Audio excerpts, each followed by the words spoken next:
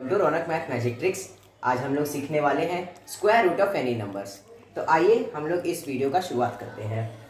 तो जैसा कि आप लोगों को पता है कि बेसिकली वन से इस जो मैं आपको स्क्वायर रूट बताने वाला उसमें पहले ये जो टेबल होने वाला है स्क्वायरिंग टेबल, ये आपको ध्यान में रखना पड़ेगा। 1 से लेकर 9 तक आपको पता ही है। 1 का 1, 2 का 4, 3 का 9, 4 का 16, 5 का 25, 6 का स्क्वायर 36, 7 का स्क्वायर 49 एंड 8 का स्क्वायर 64, 9 का स्क्वायर 81। एंड इसी का अपोजिट 1 का रूट 1, 4 का रूट 2, रूट 3, रूट 9 का 3, रूट 16 का 4, रूट 25 का 5, रूट 36 का 6 एंड 9 तक ऐसे ही होता है। तो इसमें इस चीज़ में आपको ध्यान क्या देना है कि टेबल तो सबको ही पता रहता है, तो बस इस टेबल में आपको ध्यान क्या देना है कि जो 1 है, जैसे 1 का स्क्वायर होता है 1 एंड 9 का स्क्वायर होता है 81। तो दोनों में यूनिट प्लेस देखिए 1 1 होता है ना।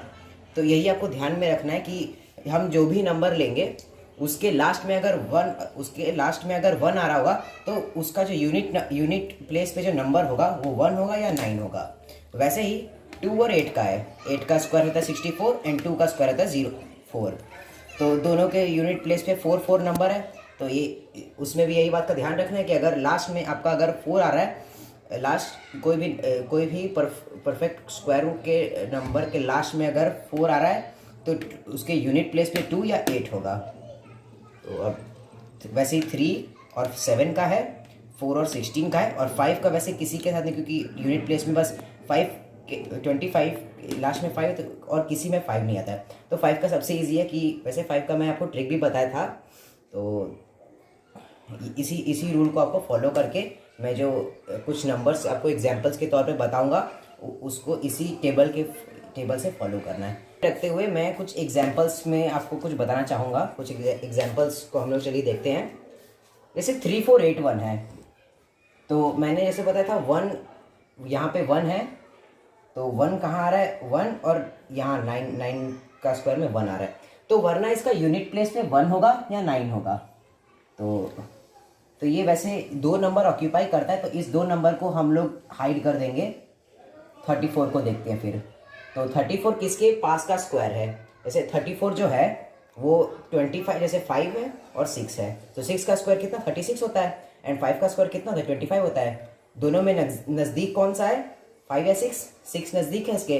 तो यहाँ पे आपका हो जाएगा, कट करो। तो जैसा कि इस टेबल को हम लोग ध्यान में रखते हुए हम लोग कुछ सैंपल की ओर जाते हैं। 5 7 6। तो 5 7 6 का आपको वही ध्यान रखना है कि पहले ही किन दोनों स्क्वायर के नज़दीक आता है। तो ये आपका नज़दीक आता है। जैसे मान लीजिए यहाँ पे 20 का स्क्वायर लिखते हैं हम, क्या होता है 400, एंड 30 का स्क्वायर लिखते हैं, यहाँ आता है 900। तो इन दोनों नंबर के बीच में आएगा। फिर हम लोग इस यूनिट नंबर पे ध्यान देंगे। 6 है, तो यहाँ पे 4 का यूनिट नंबर 6 है एंड यहाँ पे 8 का यहाँ 4 है। तो फिर इन्हें दो पे हम लोग कंसंट्रेट करेंगे। तो 6 है और 4 है, तो या फिर इसका यहाँ होगा 24 होगा या 26 होगा। ये 2 ऑप्शन आपको मिलते हैं, इन दोनों में कोई एक ही होगा। तो फिर मैं आपको बताना चाहता हूँ कि ये जो नंबर है ये किसके पास है, 20 के पास है या 30 के पास है। तो ये नंबर मैं आपको बताना चाहता हूँ कि ये नंबर आपका 20 के स्क्वायर के पास है। तो इसका आंसर हो जाएगा आपका 24। ये इसके नज़दीक है, 20 के 24 नज़दीक है, तो 24 हो जाएगा यहाँ पे आपका। तो रूट 576 का स्क्वायर रूट 24 हो जाएगा आपका। तो चलिए हम लोग अब नेक्स्ट की एग्जाम्पल की ओर बढ़ते हैं। रूट 2209 की बढ़ते हैं उस एग्जाम्पल पे। तो यहाँ पे आपको फिर से वही देखना है कि ये 9 है यहाँ पे। तो यहाँ 7 का स्क्वायर में यहाँ आपका 9 है, और यहाँ पे 3 का स्क्वायर में आपका यहाँ 9 मिलता है। तो फिर तो ये जो नंबर है 40 का स्क्वायर एंड 50 का स्क्वायर। तो 40 का स्क्वायर कितना होता है 1600 एंड 50 का स्क्वायर होता है आपका 2500। तो या फिर जो नंबर है वो होगा 43 होगा, या आपका ये नंबर होगा 49। ये दो आपके पास ऑप्शन आते हैं। तो 2 2 फिर से बताता हूँ इसका नंबर। तो हम नेक्स्ट एग्जाम्पल की ओर बढ़ते हैं, √2209 की ओर बढ़ते हैं। तो ये जो नंबर है ये आपका 40 का स्क्वायर 1600 एंड यहाँ 15 का स्क्वायर 2500। तो ये जो नंबर है ये इन दोनों के बीच में ही आएगा।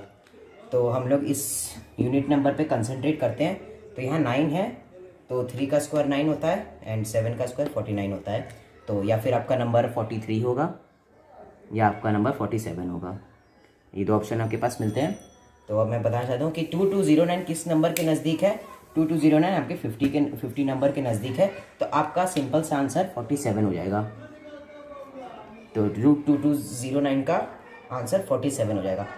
तो अब जैसा कि आप लोग ये 3 एग्जाम्पल से समझ ही गए हैं, तो ये मैं आपको होमवर्क के तौर पे देता हूँ ये वाला, कि इस √6724 का आंसर आपको कमेंट बॉक्स में देना है। तो चलिए इस वीडियो को हम लोग यहीं एंड करते हैं। अगर आपको ये वीडियो अच्छा लगता है तो इस वीडियो को लाइक और सब्सक्राइब ज़रूर कीजिएगा और अपने फ्रेंड्स के दोस्तों के साथ शेयर कीजिएगा। तब तक के लिए जय हिंद।